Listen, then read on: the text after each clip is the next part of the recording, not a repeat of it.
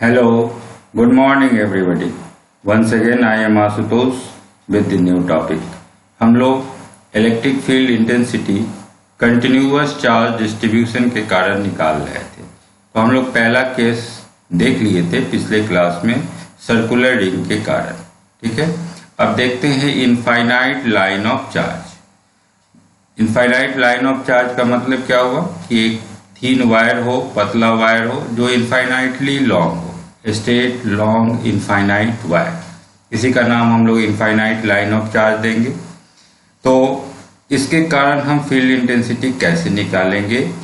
तो फिर हमें अपने पुराने कंसेप्ट को यूज करना होगा कि ये बॉडी फिर एक्सटेंडेड है, तो हम डायरेक्टली कूलॉम्स लॉ यूज नहीं कर सकते हैं, हमें कैलकुलस यूज करना होगा। हमें छोटा सा पॉइंट चार्ज लेना होगा और उसके कारण फील्ड इंटेंसिटी निकाल के फिर उसे इंटीग्रेट करना होगा।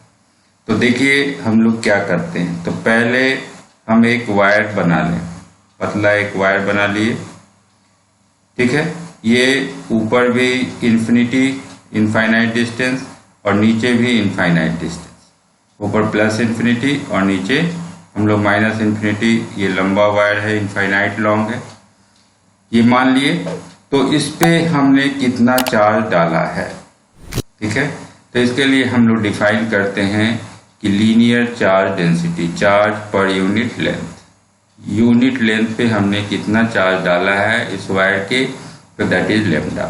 लेमडा इसके यूनिट लेंथ का चार्ज हो गया। ठीक है, तो अब क्या करते हैं, अब हमें छोटा सा पॉइंट चार्ज, ये तो बड़ी एक्सटेंडेड है तो हम कूलॉम्स लॉ डायरेक्टली यूज नहीं करेंगे, तो एक छोटा सा पॉइंट चार्ज सेलेक्ट करेंगे। तो कैसे करेंगे, तो कहीं पे हम सेंटर मान लीजिए, चूंकि वायर पूरा लंबा है इनफाइनाइटली लॉन्ग, तो हम कहीं पे सेंटर मान लिए ओ से एल डिस्टेंस ऊपर चले और यहाँ पे हम डीएल लेंथ का एक छोटा सा तार का हिस्सा लें, डीएल लेंथ का। ठीक है, तो इस डीएल लेंथ पे कितना चार्ज होगा, तो इस डीएल लेंथ पे चार्ज हम निकाल लेंगे डी क्यू का वैल्यू हो जाएगा लेमडा इंटू डीएल। चूंकि आप जान रहे हैं लेमडा यूनिट लेंथ का चार्ज है, तो डीएल लेंथ पे कितना चार्ज होगा तो दोनों को गुना कर लेंगे। तो छोटा सा चार्ज आपको निकल गया लेमडा इंटू डीएल, ये डी क्यू का वैल्यू हो गया। अब इस छोटे से एलिमेंट को आप पॉइंट चार्ज के रूप में ट्रीट कर सकते हैं। अब इसके कारण हम फील्ड इंटेंसिटी निकाले पी पॉइंट पे, तो वायर से आर डिस्टेंस की दूरी पे हम पॉइंट सेलेक्ट कर रहे हैं पी, और पी पॉइंट पे हम फील्ड इंटेंसिटी निकालना चाह रहे हैं। तो इस पॉइंट से अब पी पॉइंट की दूरी देखें, ये कितनी दूरी पे है, तो ये दूरी एल है और ये दूरी आर है, तो ये distance root under L square plus R square हो जाएगा। ओके, तो पी पॉइंट पे अब इस छोटे से चार्ज बॉडी के कारण हम फील्ड इंटेंसिटी निकाल सकते हैं। तो मान लेते हैं कि ये जो फील्ड इंटेंसिटी है वो डी है और उसकी दिशा इधर होगी। क्योंकि हम यहाँ पॉजिटिव टेस्ट चार्ज बॉडी रखेंगे तो ये चार्ज इसको रिपेल करेगा, तो इस दिशा में फोर्स लगाएगा, तो जिधर फोर्स लगाएगा वही इंटेंसिटी की दिशा होगी। Now this is the direction of D. Okay, अब हम इस P पॉइंट पे एक्सिस भी सेलेक्ट कर ले, इधर के एक्सिस को x एक्सिस मान लें और इधर की एक्सिस को y एक्सिस मान लें। ठीक है, और ये एंगल भी थीटा मान लें, ये एंगल थीटा होगा तो ये एंगल भी थीटा हो जाएगा। तो अब हमें इस छोटे से हिस्से के कारण फील्ड इंटेंसिटी निकल चुका है। अब हमको ऐसा ही छोटा छोटा हिस्सा पूरे वायर पे सेलेक्ट करना होगा और सबके कारण यहाँ वेक्टोरिकली जो फील्ड इंटेंसिटी की दिशा आएगी उसको जोड़ना पड़ेगा। ओके, तो चलिए हम काम को आगे बढ़ाएं और देखें कैसे ये काम कर सकते हैं। तो हम डी क्यू का वैल्यू निकाल चुके हैं लेमडा डीएल, तो छोटा सा फील्ड इंटेंसिटी आप निकाल लीजिए। तो ये कितना हो जाएगा, 1/4 pi epsilon 0 Q by R square होता है। तो क्यू यहाँ पे छोटा सा चार्ज है डी क्यू, और दूरी root under L square plus R square था, उसका स्क्वायर किए तो L square plus R square आया, स्क्वायर रूट हट गया। तो ये छोटे से फील्ड इंटेंसिटी का वैल्यू हो गया। ठीक है, तो डी क्यू का वैल्यू डाल दिए लेमडा डीएल, तो यहाँ lambda D L by L square plus R square आएगा। तो ये छोटा सा फील्ड इंटेंसिटी का वैल्यू आ गया जो आप पॉइंट चार्ज बॉडी माने थे उसके कारण। अब क्या करेंगे, तो अब हम लोग इसको दो दिशा में तोड़ेंगे कि इस डी का एक्स कंपोनेंट क्या है और डी का वाई कंपोनेंट क्या है। तो अब देखिए एक्स कंपोनेंट वाई कंपोनेंट निकालने के लिए हम फिर से फिगर को देखें। तो ये जो डी है इसका एक्स दिशा में हम कंपोनेंट अगर निकालना चाहते हैं तो ये ई एक्स का वैल्यू क्या होगा, एक्स दिशा का कंपोनेंट। तो इसको हम रोटेट करेंगे एक्स दिशा में, एंगल बना थीटा, क्योंकि आप इस एंगल को थीटा लिए हैं तो ये एंगल भी थीटा होगा। तो डी का एक्स दिशा का कंपोनेंट हो जाएगा डी कॉस थीटा, और वाई दिशा का कंपोनेंट निकालेंगे तो इसको रोटेट करके ऊपर लाएंगे तो एंगल बनेगा 90 डिग्री प्लस थीटा, तो कॉस 90 प्लस थीटा हो जाएगा वाई दिशा का कंपोनेंट। अब इन दोनों को हम यूज करेंगे। तो और एक चीज और, आप कॉस थीटा का वैल्यू अगर निकालेंगे तो कॉस थीटा का वैल्यू क्या आएगा, कॉस थीटा का वैल्यू यहाँ से निकालेंगे तो b बाई एच, तो b का वैल्यू है r और h का वैल्यू है root under L square plus R square. तो कॉस थीटा भी हम निकाल सकते हैं। तो और साइन थीटा अगर निकालना होगा तो p बाई एच, तो l divided by root under L square plus R square होगा, तो वहाँ से साइन थीटा आ जाएगा। तो ई एक्स और ई वाई को हम कैलकुलेट करें, ठीक है।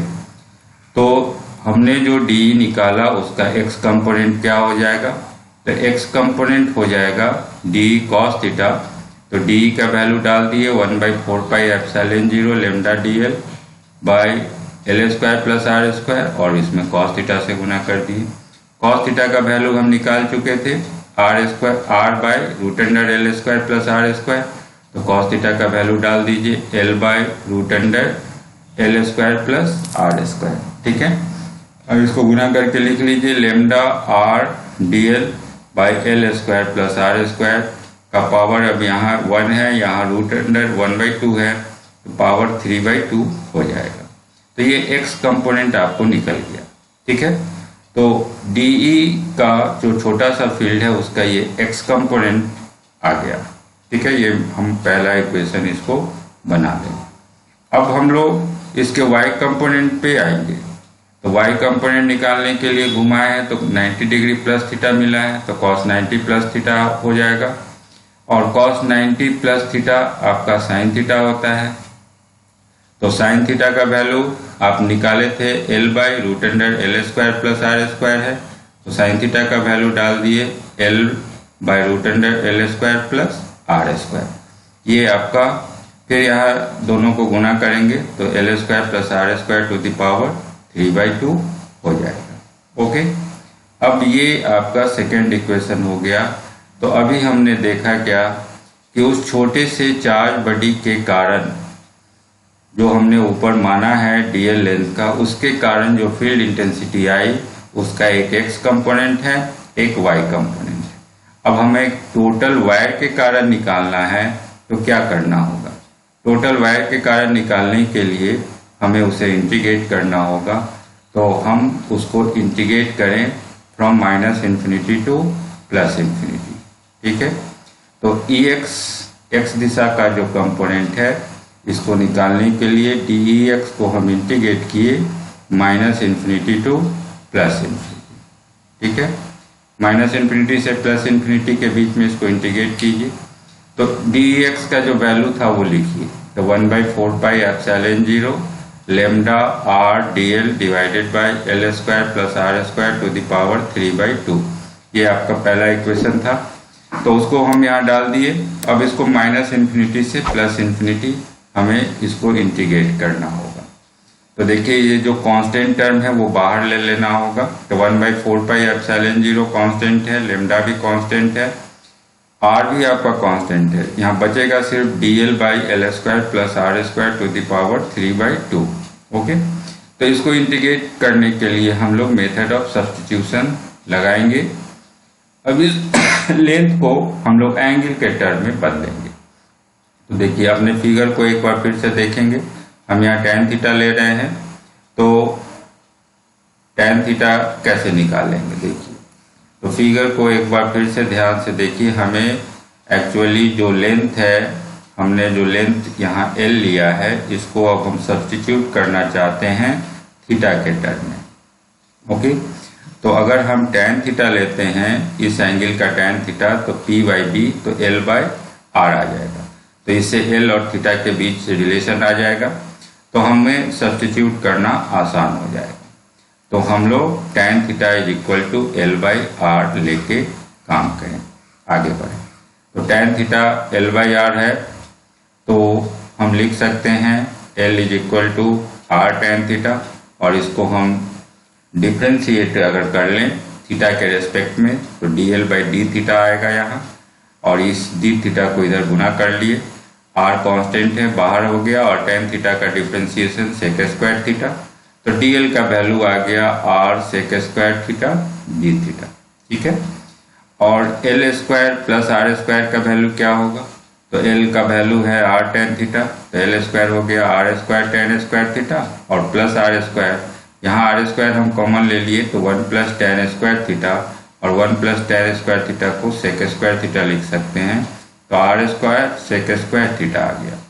तो L square plus R square का पावर 3/2 है, तो 3/2 डालने के लिए इसका पावर हम 3/2 करेंगे, तो 2 से 2 कट जाएगा तो क्यूब बच जाएगा, तो R cube sec cube theta आ गया। तो अब आप dl के जगह पे इतना सब्स्टिट्यूट कर सकते हैं, और L square plus R square to the power 3/2 के जगह R cube sec cube theta substitute कर सकते हैं। यही मेथड ऑफ सब्स्टिट्यूशन कहलाता है, जहां हम लेंथ को एंगल के टर्म में बदल दे रहे हैं। ओके, तो इन सारे वैल्यू को डालिए, तो 1/4 पाई एप्सिलॉन 0 हो गया, और ऊपर था लेमडा R और dl था, तो dl के जगह पे डालिए R sec square theta d theta, तो R sec square theta d theta, और नीचे था L square plus R square to the power 3/2, इसके जगह पे डाल दिए R cube sec cube theta. तो सारा वैल्यू डाल दिए। अब चेंज ऑफ लिमिट भी करना होगा। आप चेंज ऑफ लिमिट अब कैसे करेंगे? तो देखिए, यहाँ फिर से फिगर को देखें कि अगर हमने लेंथ पहले सेलेक्ट किया -∞ टू +∞, इनके बीच आपको इंटीग्रेट करना था -∞ टू +∞। अब अगर थीटा के टर्म में अगर हम आते हैं, तो अगर हम इसको बहुत ऊपर ले जाए, +∞ ले जाए, तो ये थीटा धीरे धीरे बढ़ते बढ़ते बहुत ऊपर चलिएगा, तो इसको ज्वाइन कीजिएगा तो ये थीटा बढ़ता जाएगा, बढ़ते बढ़ते ये π/2 हो जाएगा। और नीचे अगर आएंगे तो यहाँ भी π/2 बनेगा, लेकिन ये क्लॉकवाइज रोटेशन है तो -π/2 हमको लेना पड़ेगा। तो थीटा को हम इंटीग्रेट करेंगे -π/2 से +π/2 के बीच में। ओके, तो अब मेरा चेंज ऑफ लिमिट जो पहले -∞ टू +∞ था, that will change into -π/2 to +π/2। Okay, तो अब हम आगे बढ़ें। तो जो रिजल्ट था उसको -π/2 से +π/2 के बीच में इंटीग्रेट करना है, और इधर वैल्यू हम डाल चुके हैं। तो अब देखिए 1/4 पाई एप्सिलॉन 0 तो रह गया, लेमडा रह गया। अब देखिए यहाँ R इंटू R स्क्वायर है, नीचे R क्यूब है, तो नीचे एक R बच जाएगा लेमडा/R। अब यहाँ सेक स्क्वायर थीटा और यहाँ सेक क्यूब थीटा कट के नीचे एक सेक थीटा बचेगा, ये ऊपर जाएगा तो कॉस थीटा बच जाएगा, तो कॉस थीटा डी थीटा। ये सारा आपका कांस्टेंट टर्म है, ये बाहर कर लिए, तो लेमडा/4 पाई एप्सिलॉन 0 R बाहर आ गया, और बच गया कॉस थीटा डी थीटा। इसका इंटीग्रेशन -π/2 से +π/2 के बीच में। ओके, तो अब इसे इंटीग्रेट कीजिए। तो कॉस थीटा का इंटीग्रेशन क्या होता है? कॉस थीटा का इंटीग्रेशन होता है साइन थीटा, तो साइन थीटा आ गया, और लिमिट है -π/2 से +π/2। अब पहले हम अपर वैल्यू डालेंगे, तो साइन π/2 आ गया, फिर लोअर वैल्यू डाले, साइन -π/2 आया, और फिर इन दोनों को घटा लिए, तो साइन 91 होता है, और साइन -θ माइनस साइन थीटा होता है, तो ये -π/2 हो जाएगा, तो माइनस माइनस प्लस हो गया, और साइन π/2 1, तो 1 + 1 2 हो गया। तो हम 2 से यहाँ काट दिए 4 को, तो आपके पास रिजल्ट बच गया लेमडा/2 पाई एप्सिलॉन 0 R। ओके, तो आप देखें कि ये रिजल्ट वही है जो आप गॉसेस लॉ से निकाले थे। एक्स दिशा में रिजल्टेंट आया था और वैल्यू आया था λ/2 पाई एप्सिलॉन 0 r। ठीक है, यहाँ तक आप समझ गए। तो गॉसेस लॉ से भी सेम रिजल्ट आया था इनफाइनाइट लाइन ऑफ चार्ज के बगल में, और यहाँ हम कूलॉम्स लॉ से निकाल रहे हैं उसको छोटा सा पॉइंट चार्ज बॉडी मान के, छोटे से चार्ज बॉडी के कारण फील्ड इंटेंसिटी निकाल के उसको इंटीग्रेट करके ये एक्स दिशा का कंपोनेंट आया। और वाई दिशा में आप देखे थे कि वाई दिशा में कोई कंपोनेंट नहीं आना चाहिए, क्योंकि वो डी का जो सिमेट्री है फिगर का, उस सिमेट्री से हम समझ सकते हैं कि वाई दिशा का कंपोनेंट 0 होगा। तो हम वाई को भी निकाल के देख लें कि ये 0 आ रहा है या नहीं। तो वाई दिशा में भी हमको अब डी ई वाई को इंटीग्रेट करना होगा -π/2 टू +π/2। ओके, तो अब वाई दिशा के कंपोनेंट के लिए वैल्यू डालिए, तो आ जाएगा आपको -1/4 pi epsilon 0 λL dl/L² + r² to the power 3/2। ठीक है, ये कहाँ से आया? तो ये ऑलरेडी वहां से आया हुआ है, आप पहले से उस इक्वेशन को देख सकते हैं। आपका वाई दिशा का जो कंपोनेंट था वो कहाँ से आया, तो आप फिर से वाई वाले इक्वेशन को देख लीजिए। वाई वाला इक्वेशन क्या है? तो डी वाई जो है वो -1/4 पाई एप्सिलॉन 0 λL dl और यहाँ L² + r√100 इसका 3/2 हो जाएगा। ठीक है, तो इसी से हम स्टार्ट कर रहे हैं। ये वाई दिशा का कंपोनेंट है, अब इसे इंटीग्रेट कर लेना है। ओके, तो यहाँ तक आप सारी चीज़ समझ चुके होंगे। अब वाई दिशा को हम इंटीग्रेट कर लें, फिर -π/2 से +π/2 के बीच में। तो हम उस वैल्यू को डाल दिए, λL dl था ऊपर और नीचे L² + r² to the power 3/2 था और -1/4 पाई एप्सिलॉन 0 था। तो ये बाहर आ गया, लैम्डा कांस्टेंट है, तो λ/4 पाई एप्सिलॉन 0 ये बाहर आ गया विथ नेगेटिव साइन। L की जगह पे आप क्या माने थे? तो tan थीटा था L/r, तो L हो जाएगा r tan थीटा, तो r tan थीटा डाल दिए। dl के जगह पे आप निकाले थे dl r sec² theta d theta था और L² + r² to the power 3/2 वो r³ sec³ थीटा था। इतना चीज आ गया। तो अब इसको आप इंटीग्रेट कर लेंगे तो आपको फाइनल रिजल्ट आ जाएगा। तो अब इंटीग्रेट कीजिए। ठीक है, तो r और इंटू r² ऊपर है, नीचे r³ है, तो नीचे एक r बच जाएगा, तो नीचे एक r आ गया बाहर। अब इधर बच गया tan थीटा और sec² थीटा और sec³ थीटा, नीचे sec थीटा एक बच जाएगा, तो tan θ/sec theta d theta आ गया। अब इसको सॉल्व करेंगे तो sin θ/cos थीटा और ये 1/cos थीटा, cos थीटा खत्म हो जाएगा, तो बच जाएगा सिर्फ आपके पास sin थीटा। तो अब sin थीटा को ही इंटीग्रेट करना है -π/2 से +π/2। ओके, तो sin थीटा का इंटीग्रेशन हो जाएगा -cos थीटा, तो -cos थीटा हो गया फ्रॉम -π/2 टू +π/2। तो पहले फिर अपर वैल्यू डालिए और फिर लोअर वैल्यू डालिए और सॉल्व करके देखिए। ठीक है, तो हम अपर वैल्यू डालें तो माइनस को पहले हम बाहर ले लिए हैं, ये माइनस माइनस यहाँ प्लस आ गया, तो प्लस λ/4 पाई एप्सिलॉन 0 ये बाहर है। अब cos π/2 और फिर cos -π/2 दोनों लेके घटा लिए, तो cos 90 0 और cos ये निकालेंगे -π/2 तो ये भी 0 आएगा, तो 0 - 0, तो now the whole result is 0। तो EY का वैल्यू 0 आ गया। ओके, तो आप जो छोटा सा फील्ड निकाले उसका x कंपोनेंट और y कंपोनेंट आप निकाल चुके हैं, तो अब आप नेट रिजल्टेंट निकाल सकते हैं। नेट रिजल्टेंट क्या होगा?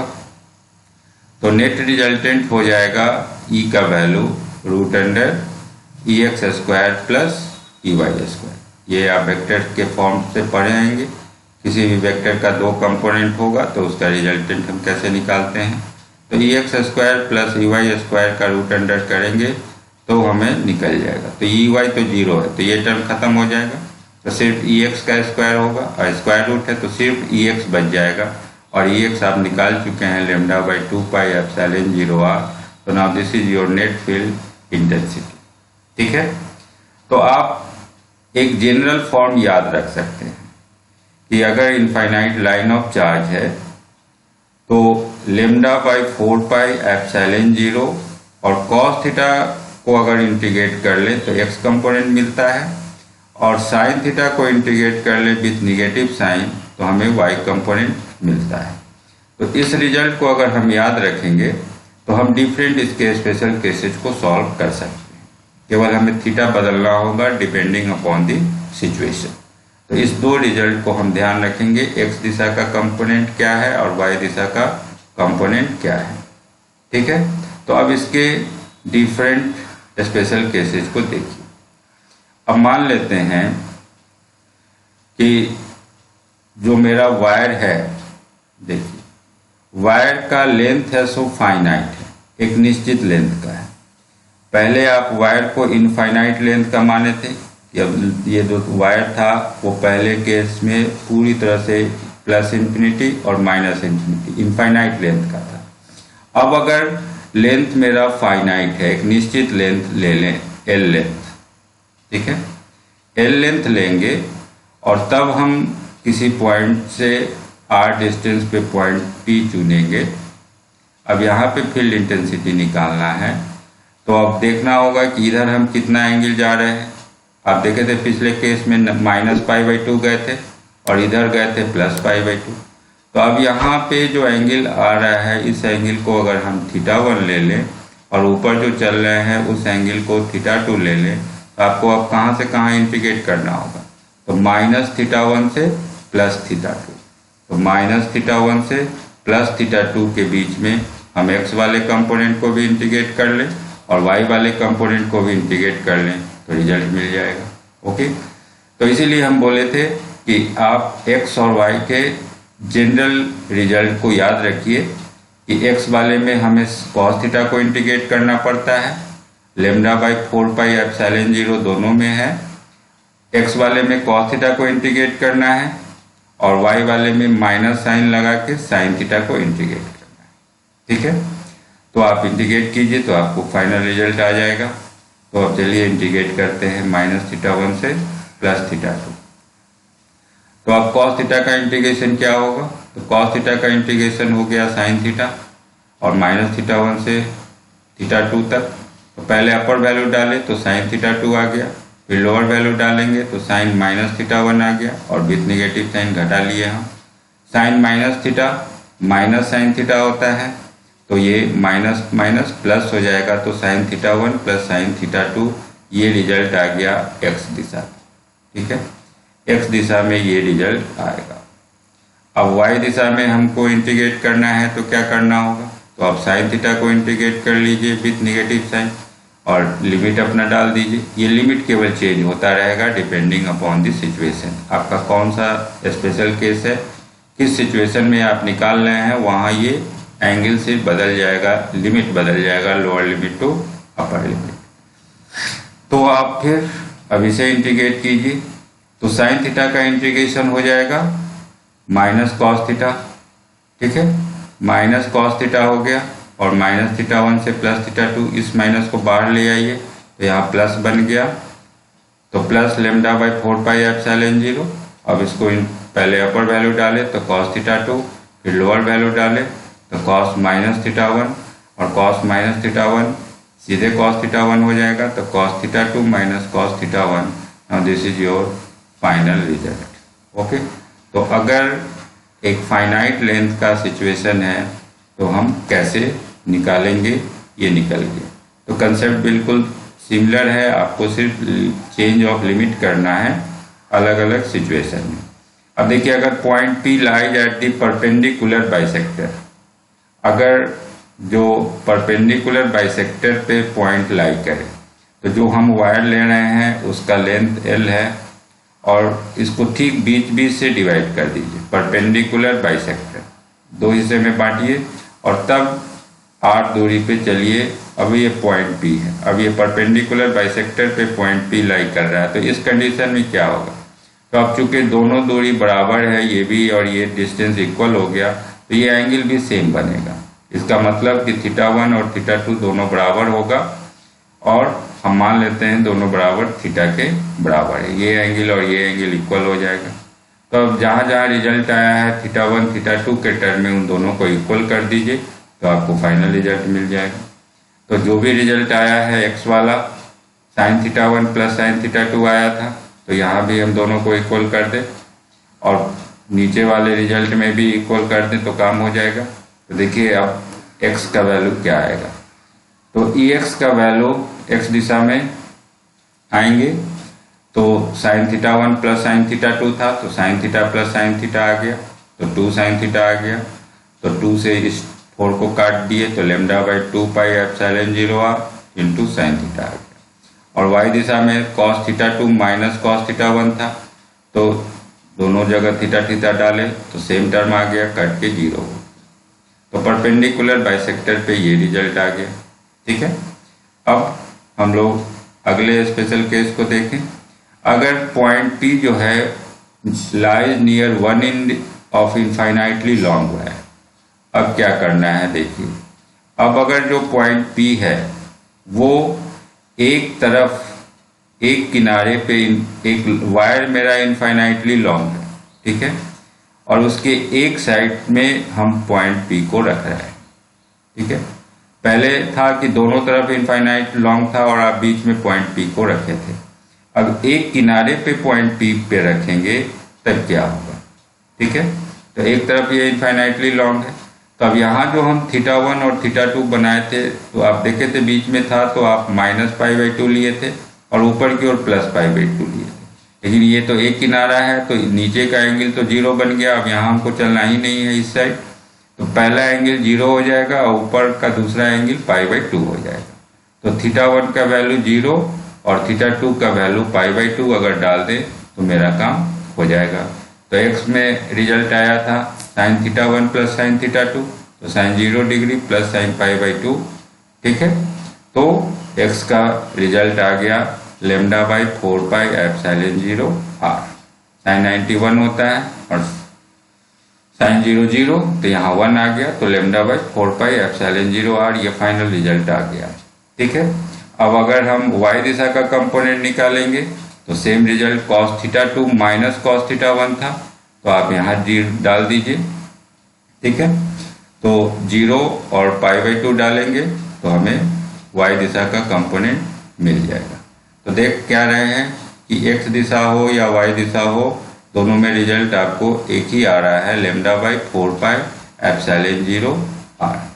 ठीक है, तो Ex Ey निकल गया तो आप नेट फील्ड निकाल सकते हैं। नेट फील्ड निकालने के लिए फिर रूट अंडर हमें Ex² प्लस Ey² करना होगा और डायरेक्शन भी निकाल सकते हैं। ठीक है, तो अब हम लोग देखें कि E का जो वैल्यू होगा वो root under Ex² plus Ey² होगा। तो इसका हम स्क्वायर करेंगे, दोनों सेम ही टर्म है, तो आपको आ जाएगा √2 λ/4 pi epsilon 0। Okay, 4 pi epsilon 0 r। और हम एंगल निकालेंगे कि E की दिशा किधर है, तो Ey/Ex करेंगे तो ये 1 आ गया, तो थीटा का वैल्यू 45 डिग्री आ जाएगा कि नेट फील्ड 45 डिग्री के एंगल पे लग रहा है। ओके, तो हम आज सेकेंड केस सीखे हैं इनफाइनाइट लॉन्ग वायर के कारण फील्ड इंटेंसिटी निकालना। तो देखें ये डेरिवेशन थोड़ा सा लंबा था, यहाँ हम कूलॉम्स लॉ को यूज कर रहे हैं और इसी लॉ को आप जब गॉसेस लॉ से निकालते हैं तो वहाँ गॉसियन सरफेस एक सिलिंड्रिकल सरफेस सिलेक्ट करते हैं तो 2-3 लाइन का डेरिवेशन ही सिर्फ रहता है। वहाँ गॉसियन सरफेस सिलेक्शन में ही सारा दिमाग लग जाता है। अगर आप ईमानदारी से जज करके आप गॉसियन सरफेस सिलेक्ट कर लेते हैं तो डेरिवेशन 2-3 लाइन का होता है, और अगर कूलॉम्स लॉ यूज करते हैं तो देख लीजिए कितना लंबा डेरिवेशन हो जाता है। ओके, तो that's why it has been said that Gauss's law is more important law, और इसी कारण से मैक्सवेल्स इक्वेशन में गॉसेस लॉ को पहला इक्वेशन दिया गया है। ओके, तो दैट्स ओवर फॉर टुडे। हम लोग फिर नेक्स्ट क्लास में इलेक्ट्रिक फील्ड इंटेंसिटी फिर किसी नए सेट के कारण सीखेंगे। ओके, तो दैट्स ओवर फॉर टुडे।